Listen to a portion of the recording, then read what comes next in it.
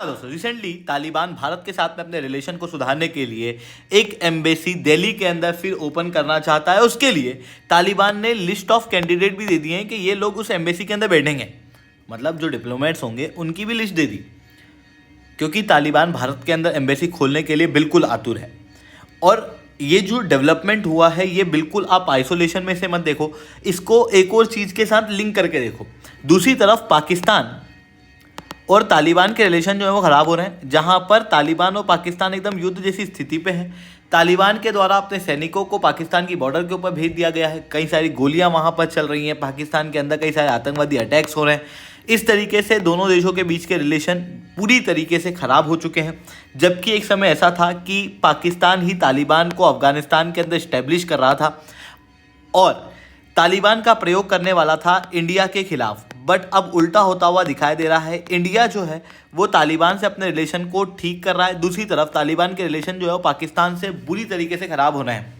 तो ये चीज़ यहाँ पर होती हुई दिखाई दे रही है। सब कुछ कैसे हो रहा है इसे मैं शिवलिंग चौहान डिटेल में आप लोगों के साथ में चर्चा करूंगा। पर उसके पहले आप लोग मेरे साथ में SRC10 टेलीग्राम ग्रुप के ऊपर जुड़ सकते हो। मेरे क्लास की अपडेट PPT PDF सब कुछ आपको वहाँ मिल जाएगी। UPSC CSE की तैयारी करना है, इंडिया के टॉप एजुकेटर से ऑफलाइन क्लास के अंदर पढ़ना है, तो आप लोगों के पास में अच्छा मौका है। अनअकैडमी केवल ऑनलाइन ही रहा है, अनअकैडमी ऑफलाइन भी आ चुका है। दिल्ली का रोल मुखैना के अंदर, प्रयागराज सिविल लाइन बिहार के पटना के अंदर ऑलरेडी हमारे सेंटर्स खोले जा चुके हैं, जहां पर इंडिया के टॉप एजुकेटर्स आप लोगों को ऑफलाइन क्लासेस के अंदर कंप्रिहेंसिव UPSC CSE की तैयारी कराएंगे। प्रीलिम से लेकर इंटरव्यू तक हर एक सब्जेक्ट की गाइडेंस आपको दी जाएगी, आपको वन-ऑन-वन मेंटरशिप दी जाएगी, टेस्ट सीरीज दी जाएगी, ये सब कुछ आपको मिलेगा ऑफलाइन मार्केट के सबसे कम रेट में। तो अगर आप अनअकैडमी के साथ में जुड़ना चाहते हो तो बिल्कुल से जुड़ सकते हो, ये कॉन्टैक्ट नंबर है, इसके ऊपर कॉल करके।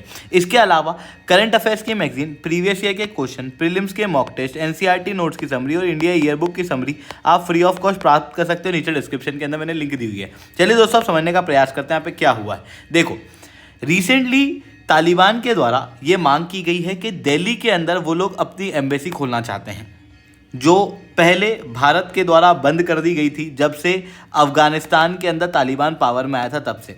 जिसके बाद अफगानिस्तान की अभी के समय पर कोई भी एम्बेसी दिल्ली में नहीं है। हालांकि एम्बेसी के काम करने के लिए लिमिटेड लेवल पे मुंबई और हैदराबाद के अंदर अफगानिस्तान की कॉन्सुलेट है, जिसकी वजह से जो एम्बेसी के छोटे मोटे काम होते हैं वो कॉन्सुलेट के जरिए कर दिए जाते हैं।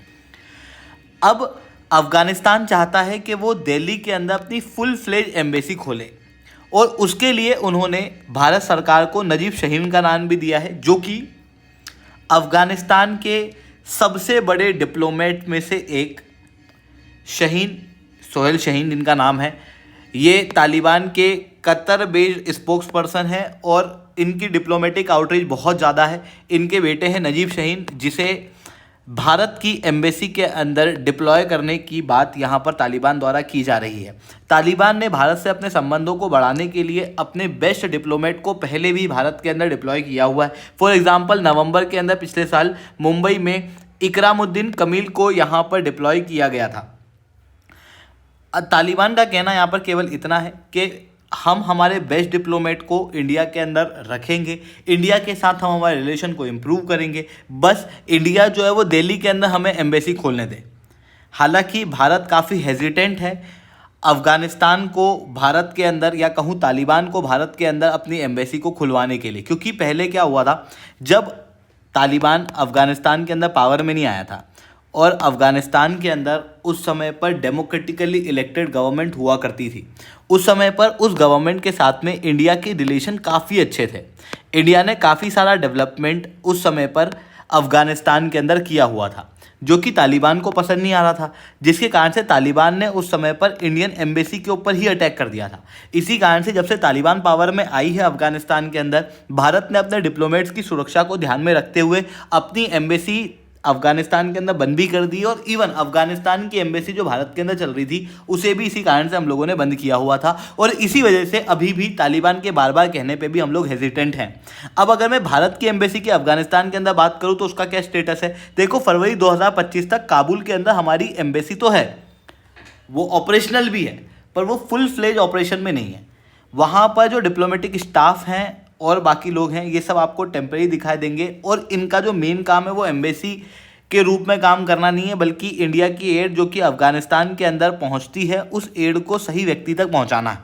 तो इस कारण से हमारी फुल फ्लेज एम्बेसी अभी भी अफगानिस्तान के अंदर चालू नहीं है, काबुल के अंदर, बल्कि हमारी जो एम्बेसी है वो पार्टली ऑपरेशनल है, लिमिटेड प्रेजेंस हमारी वहाँ पर देखने को मिलती है।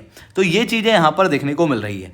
अब जो अफगानिस्तान है, या कहूँ अफगानिस्तान के अंदर बैठा तालिबान है, जो कि भारत से बार बार मांग कर रहा है कि हम भारत के साथ में अपने रिलेशन सुधारना चाहते हैं, ये अपने आप में एक बहुत बड़ा डेवलपमेंट है भारत की सिक्योरिटी पॉइंट ऑफ व्यू से।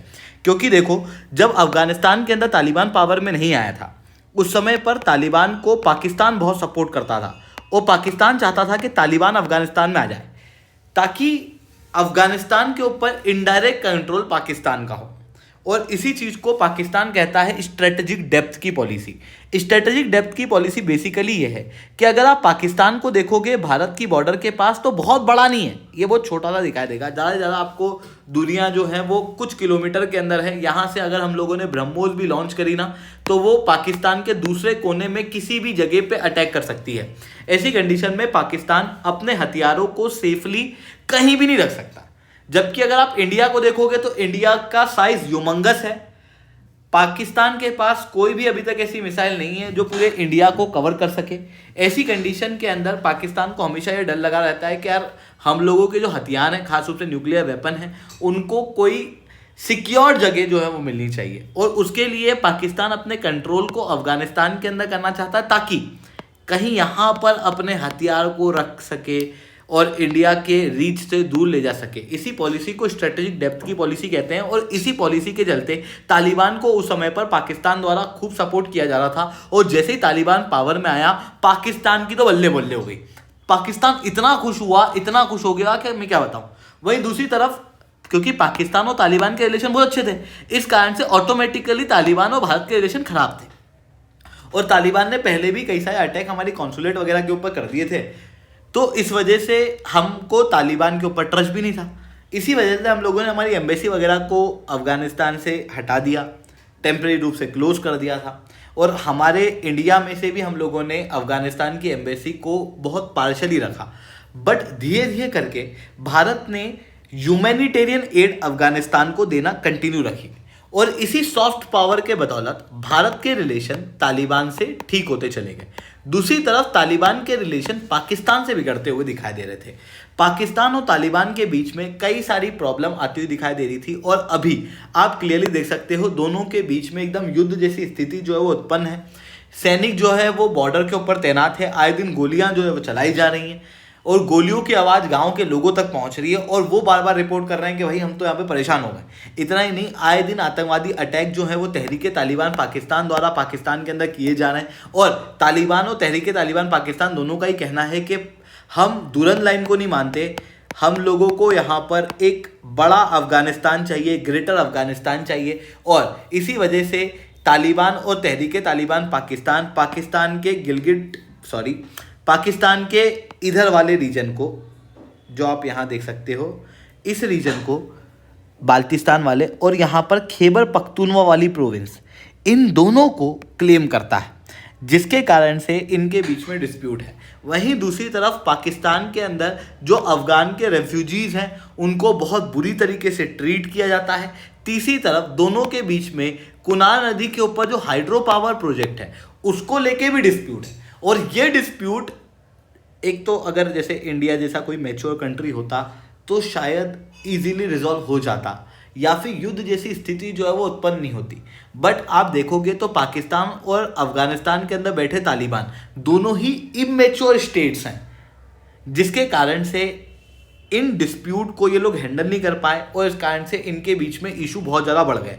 जहां इनके बीच में इशू बढ़े, दूसरी तरफ भारत ने अपने जो रिलेशन है वो तालिबान से इंप्रूव कर लिए, जिसके बाद में आप देख सकते हो CIA के ऑफिशियल्स के अनुसार भारत जो है वो तालिबान की मदद से पाकिस्तान बेस्ड टेररिस्ट जो कि अफगानिस्तान के अंदर मौजूद हैं उन्हें न्यूट्रलाइज कर रहा है। इवन कई सारे अटैक आप देख सकते हो जो कि अफगानिस्तान के अंदर पाकिस्तान बेस्ड टेररिस्ट के ऊपर होते हुए दिखाई दे रहे हैं।